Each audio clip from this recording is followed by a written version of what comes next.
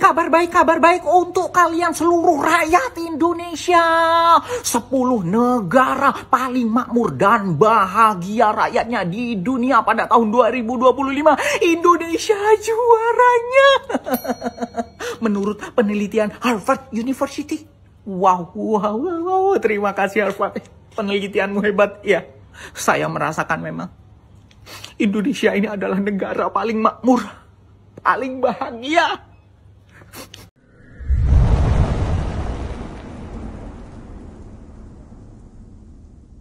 Tak banyak yang menyangka, di tengah hiruk-pikuk dunia modern yang penuh tekanan, nama Indonesia justru muncul sebagai negara paling flourishing di dunia. Bukan sekadar bahagia, tapi flourishing. Sebuah istilah yang menggambarkan kehidupan yang benar-benar berkelimpahan. Sejahtera lahir batin, sehat secara mental, punya makna hidup yang kuat, dan dikelilingi oleh hubungan sosial yang hangat. Penelitian berskala internasional yang dilakukan Harvard University ini mengejutkan banyak pihak. Dari 22 negara yang diteliti, melibatkan lebih dari 200.000 responden, Indonesia justru menduduki posisi teratas, mengungguli Amerika Serikat, Inggris, bahkan Jepang. Hasil studi itu diterbitkan dalam jurnal Nature Mental Health, salah satu publikasi ilmiah paling bergengsi di dunia. Mereka meneliti 7 faktor utama kesejahteraan manusia: kesehatan, kebahagiaan, makna hidup, hubungan sosial, keamanan finansial, karakter prososial, dan spiritualitas. Dan Indonesia unggul di hampir semua aspek. Bukan karena kemakmuran materi, tapi karena kekayaan batin. Para peneliti mencatat sesuatu yang menarik, bahwa masyarakat Indonesia hidup dalam jejaring sosial yang kuat. Keluarga yang saling menopang, komunitas yang peduli, dan spiritualitas yang masih menjadi bagian penting dari kehidupan sehari-hari. Di saat negara-negara maju tenggelam dalam individualisme dan kesepian, Indonesia justru menonjol karena rasa kebersamaan dan empatinya yang tinggi. Something that's great about Indonesia.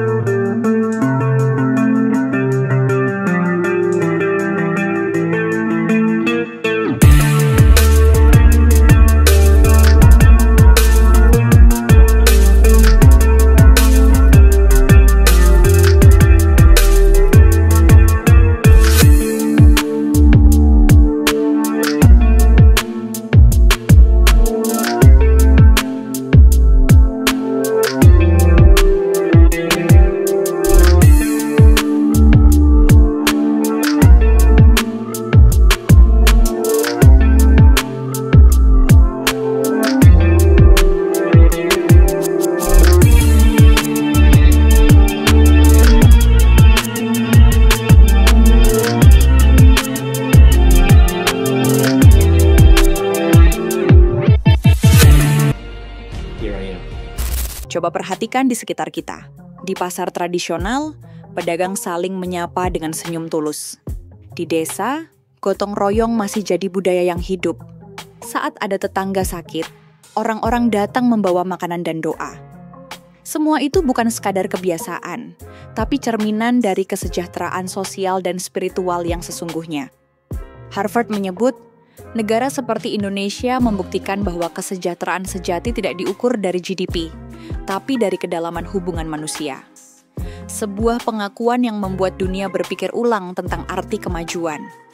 Negara-negara kaya boleh saja unggul dalam pendapatan, tapi mereka sering kalah dalam hal makna hidup dan relasi sosial. Kebahagiaan mereka sering bersifat material, sementara di Indonesia, kebahagiaan lahir dari rasa cukup dan kebersamaan. Kita bahagia karena punya teman untuk tertawa, karena ada keluarga yang menunggu di rumah, dan karena hidup kita terasa punya tujuan. Flourishing versi Indonesia bukan soal punya segalanya, tapi merasa cukup dengan yang ada. Bukan soal hidup mewah, tapi hidup bermakna dan saling mendukung. Dunia kini melihat kita bukan hanya sebagai negara berkembang, tapi sebagai bangsa yang sudah maju secara jiwa. Kita tidak kaya materi, tapi kaya rasa, kaya relasi, kaya makna. Oh, hot. Okay, what I've learned about Indonesians since I moved here. Part one. Now we all know Indonesians are among the most polite, friendliest people on earth. If there was a politeness Olympics, I think Indonesians would get a silver, maybe a gold. But it doesn't apply in all situations. It's conditional. So I think the key for the friendliness, I'm talking from a foreigner's perspective here, okay, is you've got to make eye contact with the person. So if I'm making eye contact with an Indonesian person, my gosh, the friendliness, the politeness is amazing.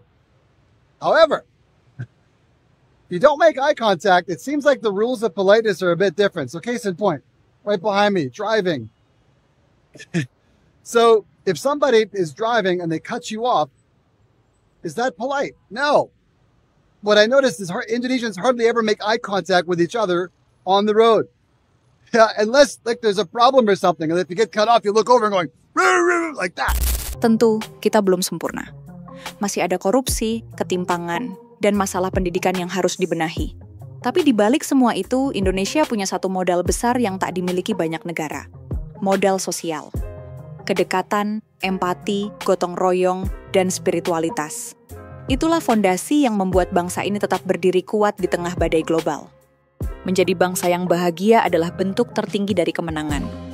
Bukan kemenangan ekonomi, tapi kemenangan hati. Harvard telah membuktikan lewat data ilmiah, tapi sesungguhnya kita sudah tahu sejak lama bahwa kekuatan Indonesia bukan pada angka, melainkan pada manusia di dalamnya. Dan mungkin itulah sebabnya dunia akhirnya sadar bahwa rahasia kebahagiaan sejati selalu ada di negeri bernama Indonesia.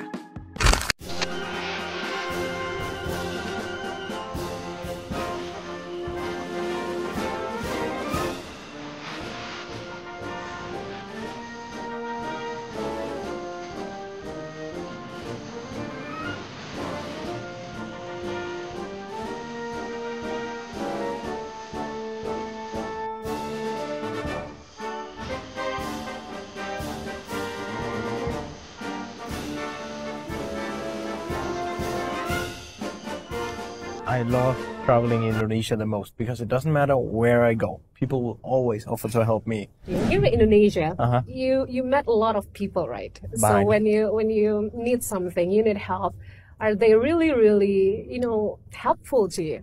Always. This is why I love traveling in Indonesia the most because it doesn't matter where I go. People will always offer to help me. Yeah. And I mean, again, here I come to Padang, I want to make a video about Ramadan. And I only ask a few people and right away everybody is, oh yeah, we can help you with this and this and this. Kalau disuruh pilih, lebih pilih hidup di Indonesia atau hidup di Jerman? Itu gampang, Indonesia saja. Kenapa? Boleh kasih nggak satu alasan kenapa lebih pilih hidup di Indonesia? Ya, lebih beta di sana, lebih suka hidup di sana kan.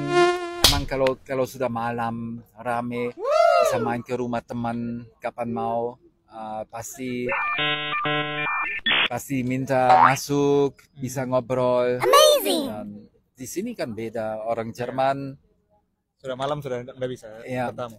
Kan kalau bahasa Jerman dibilang Bürgersteig wird hochgeklappt. Tahu itu artinya gimana ya, trotoar di ini. Dikembalikan. Oke. Terima kasih ya. Ya, sama-sama. Personally, Indonesia saved my life. Oh yeah, okay. Because when I was back in Italy, I was a sales manager. I was making good money, but I was absolutely depressed. I was going through a divorce with my ex-wife. In Italy? Yeah, okay. Which was Russian, which is the worst.